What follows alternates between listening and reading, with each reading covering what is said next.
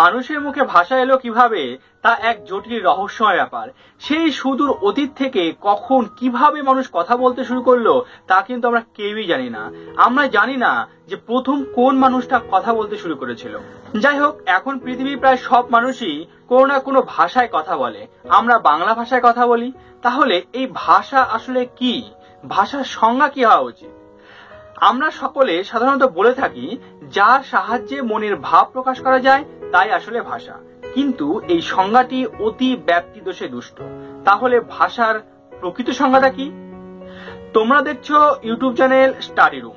আমি দুর্লভ আছি তোমাদের সাথে।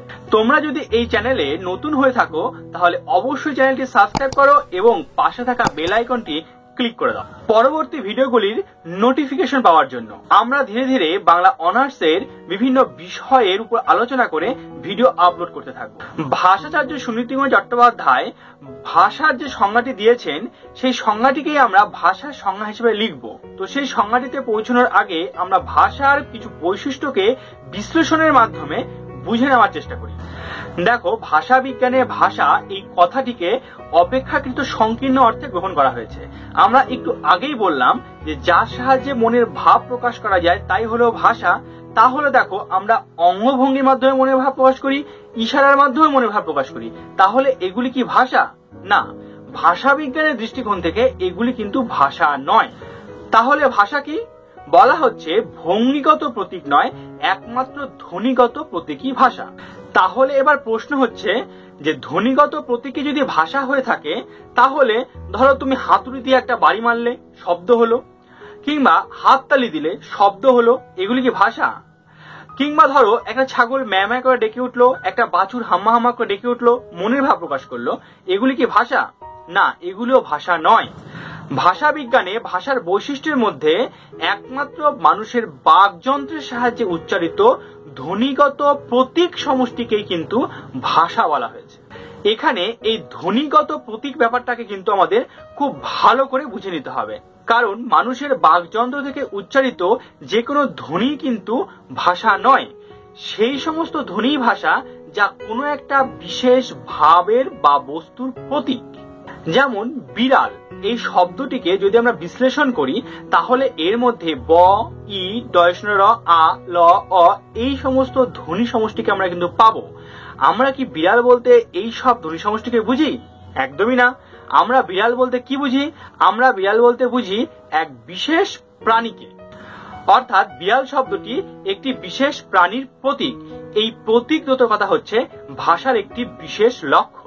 ধ্বনি যদি কোনো ভাবের প্রতীক না হয় তাহলে তা কিন্তু ভাষা হয় না।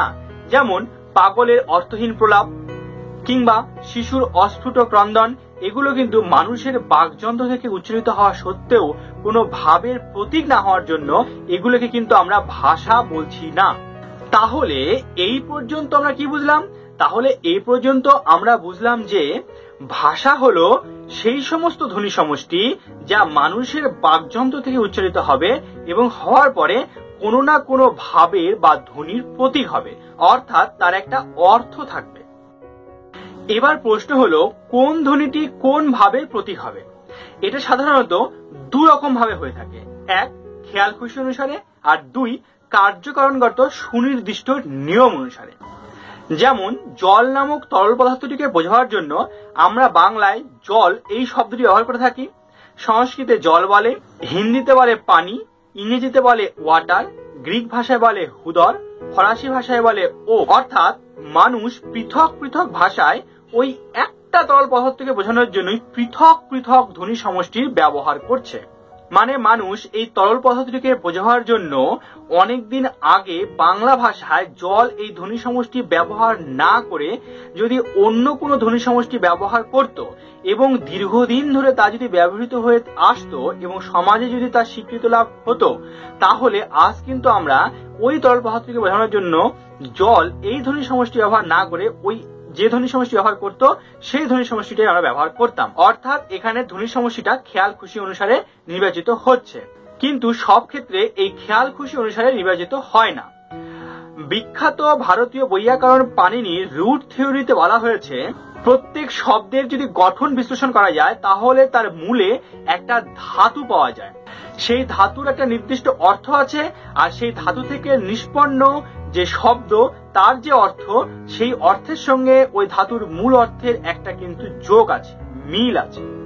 যেমন রবীন্দ্রনাথ ঠাকুর তার রক্তগর্ভী সম্পর্কিত আলোচনায় রাম আর রাবণ এই দুটি শব্দের যে ব্যাখ্যা দিয়েছিলেন, সেখানে রাম আর রাবণ এই দুটি নামের কিন্তু দুটো বিপরীত অর্থ, অপোজিট মিনিং। রাম হলো আরাম, শান্তি, আর রাবণ হলো চিৎকার, অশান্তি। শব্দটির ব্যুৎপত্তিগত অর্থের কথা মাথায় রেখেই কিন্তু রবীন্দ্রনাথ এমন ব্যাখ্যা দিয়েছিলেন। যাই হোক, ভাষায় ব্যবহৃত এই ধ্বনির প্রতীকগুলি প্রথমে খেয়াল খুশি মতো নির্বাচিত হোক কিংবা কোনো বিধিবদ্ধভাবে সুনির্দিষ্ট নিয়ম অনুসারে নির্বাচিত হোক, যেভাবেই নির্বাচিত হোক না কেন, সমাজের স্বীকৃতি লাভের পর একে কিন্তু খেয়াল খুশি মতো সাজালে হবে না।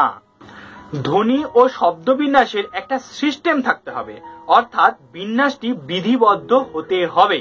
যেমন বিড়াল শব্দটিকে আমরা লড়াবি লিখলে হবে না, কিংবা বাঘ হরিণকে খায় না বলে যদি আমরা লিখি হরিণ বাঘকে খায়, তাহলেও কিন্তু হবে না, কারণ অর্থ ঠিক থাকবে না। আরেকটি কথা মাথায় রাখতেই হবে, তা হলো ভাষার সামাজিক উপযোগিতার কথা। সমাজই পরোক্ষভাবে ভাষার সৃষ্টি করে, তাই বিশেষ বিশেষ ভাষার উপযোগিতা বিশেষ বিশেষ সমাজে মুখ্য। ভাষাচার্য সুনীতিগঞ্জ চট্টোপাধ্যায়ও তার সংজ্ঞাতে ভাষার এই সামাজিক দিকটির উপর ভীষণভাবে জোর দিয়েছিলেন। আমরা এতক্ষণ ধরে ভাষার যে বৈশিষ্ট্যগুলি বিশ্লেষণ করলাম, সেই বৈশিষ্ট্যগুলিকে মাথায় রেখেই সুনীতি কুমার চট্টোপাধ্যায়ের দেওয়া সংজ্ঞাটিকে একবার দেখে নেব। তিনি কি বলেছেন? তিনি বলেছেন, মনের ভাব প্রকাশের জন্য বাকযন্ত্রের সাহায্যে উচ্চারিত ধ্বনির দ্বারা নিষ্পন্ন কোনো বিশেষ জনসমাজে ব্যবহৃত স্বতন্ত্রভাবে অবস্থিত তথা বাক্যে প্রযুক্ত শব্দ সমষ্টিকে ভাষা বলে। তাহলে ভাষা কি, এই বিষয়টি তোমাদের কাছে পরিষ্কার হয়ে গেল। এই বিষয়টিকে আরো ভালোভাবে জানতে এবং বুঝতে তোমরা রামেশ্বর স্যার সাধারণ ভাষা বিজ্ঞান ও বাংলা ভাষা এবং সুকুমার সেনের ভাষার ইতিবৃত্ত এই বই দুটি দেখতে পারো।